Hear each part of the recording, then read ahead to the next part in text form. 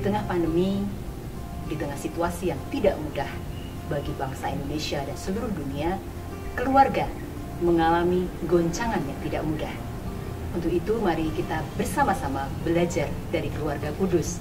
Untuk itu kita akan bersama dengan narasumber yang juga merupakan pengarang dari buku Keluarga Kudus, Belajar Beriman dari Yesus, Maria, Yosef. Bersama dengan Romo Kris Purwana Cahya di SI. Apa kabar Romo? Baik, alhamdulillah. Kita bertemu lagi, kali ini kita akan membahas tentang keluarga kudus. Romo, kalau kita melihat dalam situasi sekarang ini ya, kita masih prihatin karena pandemi. Nah ini keluarga yang paling sering disebut-sebut gitu ya, karena komponennya lengkap. Ketika berkaitan dengan dunia kerja misalnya, ada mungkin kepala keluarga yang kehilangan pekerjaan. Kemudian berkaitan dengan ibu misalnya yang juga bekerja begitu, tetapi harus bekerja di rumah gitu ya, karena ada pembatasan jam kerja di kantor. Kemudian juga ada anak-anak yang biasanya bertemu dengan teman, belajar, kemudian dia tiba-tiba harus belajar di rumah. Nah, ada banyak hal-hal baru. Nah, ketika mereka dituntut untuk membiasakan hal-hal yang baru, kadang ada yang bertahan, ada yang tidak, ada yang penuh konflik gitu, penuh drama gitu. Nah, bagaimana sebetulnya keluarga Kristiani gitu ya bisa belajar dari keluarga kudus berkaitan dengan situasi saat ini? Ya, yang menarik adalah keluarga kudus Yesus, Maria, dan Yosef itu bukan keluarga yang stabil menetap di satu tempat, tapi keluarga yang senantiasa bergerak dan berubah. Misalnya melahirkan di Bethlehem, kemudian mengungsi ke Mesir, dari Mesir kemudian kembali ke Nazaret, dan dalam hidup di Nazaret lalu banyak juga melakukan perjalanan ke Yerusalem. Maka ternyata hidup berkeluarga itu bukan hidup yang hanya mapan begitu saja, tapi hidup yang senantiasa bergerak di tengah perubahan situasi, di tengah tuntutan ini dan tuntutan itu. Apalagi kalau kita melihat dari keluarga kudus, bagaimana Santo Yosef menjadi seorang pekerja yang tekun, yang gigih. Bahkan sebagai contoh, Paus Fransiskus itu mempunyai sebuah patung, bukan Yosef pekerja tapi Yesus pekerja. Bagaimana Yesus itu di masa mudanya, ketika dia sebelum mengajar, sebelum dia meninggalkan Nazaret, juga seperti bapaknya menjadi tukang kayu, menjadi pekerja. Maka keluarga Nazaret bila demikian terkait ini mempunyai dua ciri. Hidup yang senantiasa bergerak dan berubah, itu yang pertama. Yang kedua adalah hidup yang senantiasa menekuni pekerjaan. Dan ini menjadi sesuatu yang pesan bagi kita situasi sekarang saat ini, pandemi ini. Kuat sekali ya pesannya ya, ya. Sangat tepat. Nah, pasti ada hal-hal yang memang bisa dipelajari dari keluarga kudus. Salah satunya adalah kesederhanaan. Ya. Kalau tadi kan bekerja keras, kemudian juga kita melihat kehidupan yang sederhana. Nah, sekarang ini, apalagi di situasi seperti ini mungkin juga semakin tidak mudah. Ada banyak tawaran-tawaran seperti itu yang membuat mungkin anak-anak muda ini tidak mudah atau penuh tantangan untuk bisa hidup sederhana. Bahkan mungkin di era pandemi ini kita masih melihat itu tempat-tempat yang mungkin membutuhkan finansial yang lebih, tapi mereka masih juga mungkin tidak berhemat seperti itu. Nah, bagaimana Romo melihat ini? Yang pokok adalah keluarga Nazaret itu fokus. Fokusnya adalah pada Yesus. Jadi mendidik, membesarkan Yesus. Mengapa ini fokusnya Yesus? Karena Yesus adalah anak yang dititipkan oleh Allah kepada mereka. Maka fokusnya pada Yesus, bagaimana Yesus bisa bertumbuh, bisa berkembang, sehingga menyiapkan supaya nanti Yesus bisa berkarya. Maka kalau kita melihat di dalam Injil sebagai contoh, bagaimana Yesus itu tahu tentang hidup orang. Lihat itu para penabur, lihat itu orang yang bekerja, lihat itu hidup orang yang begini dan begitu. Itu hanya mungkin karena Yesus dididik oleh Maria dan Yosef untuk mengenal hidup, mengenal kehidupan. Itu yang pertama. Lalu yang kedua, Yesus bisa berdebat dengan ahli Taurat dan orang Farisi. Dan ini berarti orang tuanya mendidik anaknya, Yesus itu supaya akrab dengan kitab suci, akrab dengan tradisi-tradisi keagamaan. Maka di tengah situasi ini menjadi sederhana itu menjadi orang yang fokus. Fokus sekarang apa yang perlu saya perhatikan? Orang menjadi dengan berbagai macam tawaran itu kan yang menjadi tantangan adalah orang tidak fokus. Lalu ada pengeluaran-pengeluaran yang sebenarnya tidak sangat perlu. Karena ada tawaran ini tergiur dengan macam-macam iklan, berbagai macam tawaran-tawaran, orang lalu menjadi tidak fokus. Maka di tengah situasi sekarang ini, juga dalam pandemi ini, lalu bagaimana kita bisa berfokus, apa yang menjadi pokok, apa yang menjadi tujuan, apa yang menjadi dasar dalam hidup keluarga itu. Fokusnya. Nah, tentu fokusnya adalah pendidikan. Seperti Maria dan Yosef mendidik Yesus. Maka fokusnya adalah pendidikan. Sekarang orang melihat bahwa ternyata menjadi guru itu tidak mudah. Dulu orang suka menyalahkan gurunya bego, gurunya nggak bisa ngajar. Sekarang orang tuanya sendiri merasa ternyata saya lebih bego daripada gurunya. Ternyata betul-betul tidak mudah begitu ya. Lalu mengajari tidak hanya pendidikan yang sifatnya akademis, sekolah, tetapi juga pendidikan terkait dengan iman, terkait dengan moral, terkait dengan sopan santun, terkait dalam hidup bermasyarakat. Mungkin dulu tidak terlalu banyak diperhatikan, nah sekarang menjadi perhatian. Kemudian juga melihat bagaimana keluarga harus memperhatikan soal kecukupan dan kesejahteraan keluarga. Yosef itu bekerja keras supaya keluarga Nazaret itu bisa makan tentu, tetapi juga tidak hanya pada keluarga kecil sendiri, tetapi juga pada lingkungan dan tetangga, supaya lingkungan tetangga supaya juga yang berkekurangan juga mendapatkan perhatian dari mereka.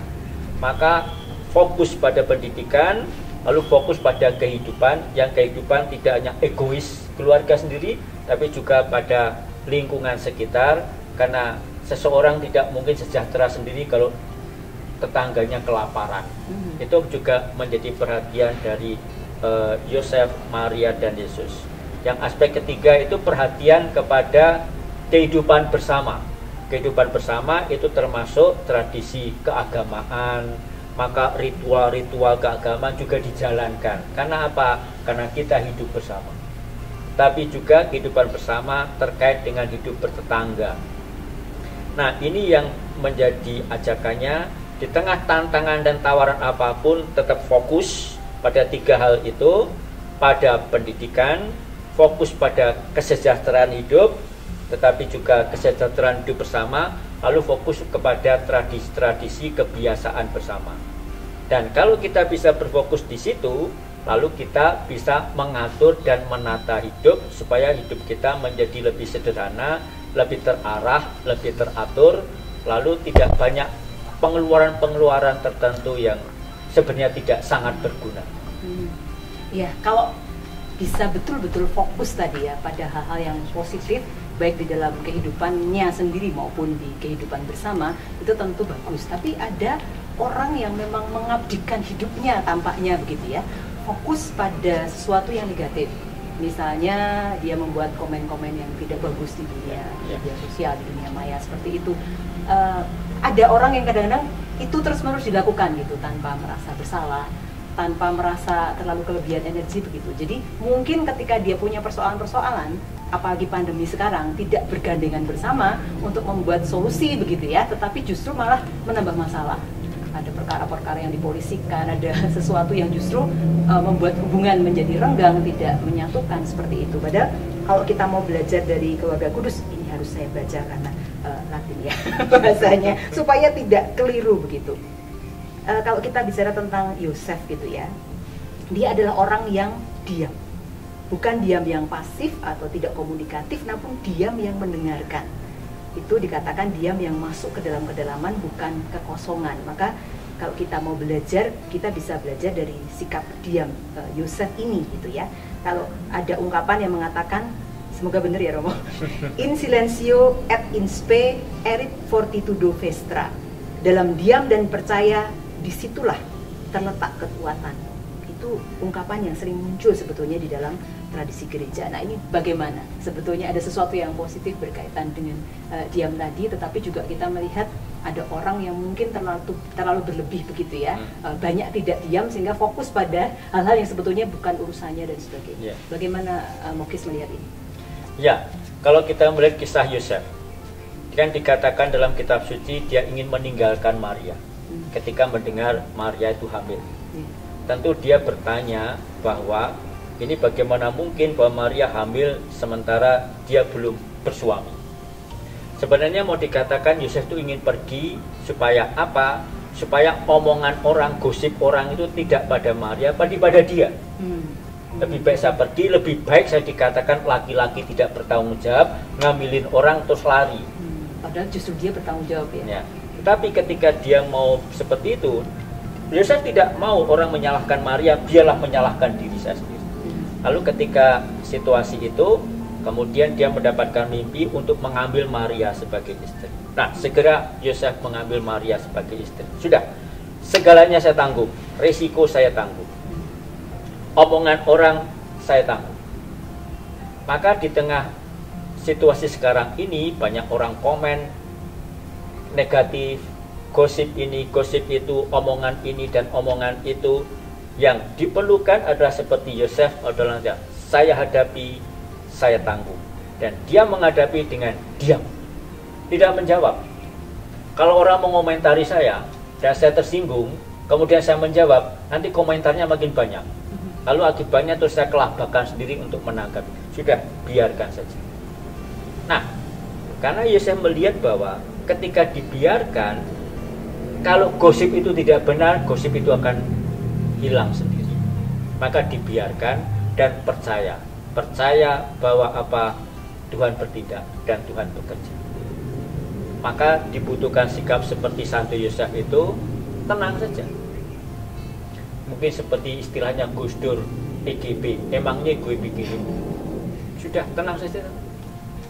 Nah, diperlukan sikap seperti itu supaya kita tidak terjebak dalam arus komentar, gosip, pergunjingan yang tidak akan pernah habis. Maka diperlukan sikap diam, percaya, dan itulah kekuatan Santo Yosef. Baik Romo, tidak bisa dipungkiri bahwa kondisi pandemi ini kan memang membuat keluarga-keluarga ada yang tidak bertahan. Gitu. Nah, apa pesan Mokis untuk mereka? Karena ada yang realistis begitu ya, mungkin mereka semakin kesulitan gitu untuk menyatukan begitu ya, ketika terus terjadi perbedaan, kemudian ada banyak hal-hal yang tidak mudah untuk diatasi bersama dan sebagainya. Meskipun tentu itu bukan anjuran ya, tetapi bahwa itu realita masyarakat yang ada sekarang dan tentu itu menjadikan keprihatinan. Pesan Mokis untuk mereka. Dalam situasi pandemi ini banyak keluarga mengalami ketegangan. Misalnya soal mendidik anak, itu sudah ketegangan sendiri. Karena orang tua tidak dididik dan dilatih sebagai guru, punya ketegangan sendiri. Persoalan ekonomi, sekarang banyak keluarga-keluarga atau orang tua yang mungkin kehilangan pekerjaan, atau mungkin gajinya hanya separuh, atau mungkin ketidakpastian masa depan, karena anak di rumah itu berarti belanja konsumsinya juga makin banyak, atau mungkin juga konflik-konflik. Bahkan pernah UNICEF itu memberikan sebuah data bahwa di tengah pandemi ini kekerasan dalam rumah tangga itu makin banyak, lalu penderitaan anak juga makin besar, sehingga disebut ada perkara dengan kesehatan mental anak. Kita tidak tahu kapan pandemi ini berakhir, dan kita tidak tahu bagaimana kita bisa keluar dari situasi ini. Kesulitan ekonomi ada, krisis dan ketegangan selalu ada, tapi yang dibutuhkan adalah ketekunan, kesetiaan menghadapi dengan tenang. Sudah, daripada kita ribut, toh kita tidak tahu bagaimana cara yang tepat menghadapi pandemi. Ribut, kita harus begini, kita harus begini, lalu akibatnya malah semakin belingsatan, semakin kita tidak jelas. Maka menghadapi dengan tenang, toh kita sama-sama tidak tahu, dan betapapun kita sama-sama tidak tahu, kita percaya bahwa Tuhan itu menyertai. Dan keluarga Nazaret itu mengalami itu. Disuruh mengungsi ke Mesir, dijalani saja. Nanti ada dan bagaimana di Mesir, sudah tenang saja. Balik ke Nazaret, dihadapi saja. Bahkan ketika Yesus dikatakan dalam kitab suci tertinggal di bait Allah, mereka hanya bertanya dan tenang. Ibu Maria bertanya, Bapakmu dan aku mencari engkau. Tidak marah-marah, oh aku kurang ajar, tidak, hadapi dengan tenang. Dan ketika Yesus mengatakan, bukankah saya harus tinggal di rumah Bapa, mereka juga menghadapi dengan tenang. Maka menarik kalau dikatakan di dalam kitab suci tentang Maria, dikatakan menyimpan perkara dalam hati. Mau mengatakan ternyata Maria itu bukan baperan. Tenang hadapi. Yosef juga menghadapi tenang. Sudah, hadapi saja. Nanti bagaimana kita tidak sama-sama tidak tahu. Yang pokok adalah kita menghadapi dengan tenang dan dalam percaya.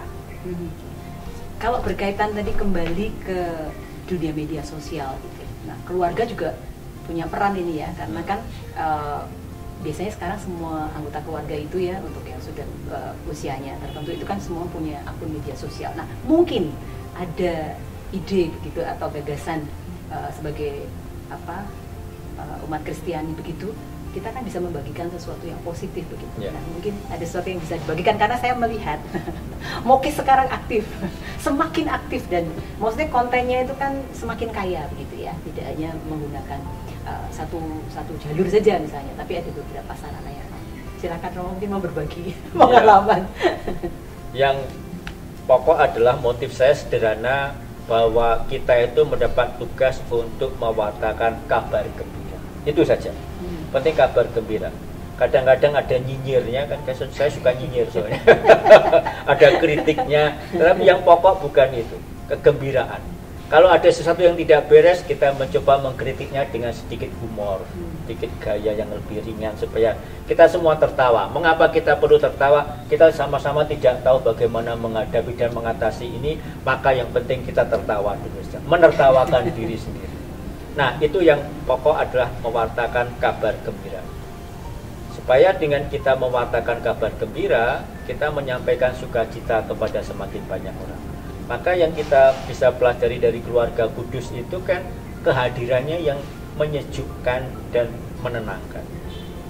Contoh Maria sebagai misalnya, ketika ada pesta perkawinan di Kana, ternyata Maria itu bukan sosialitas, selebriti yang duduk di muka dengan bergaya seperti ibu-ibu kaya itu.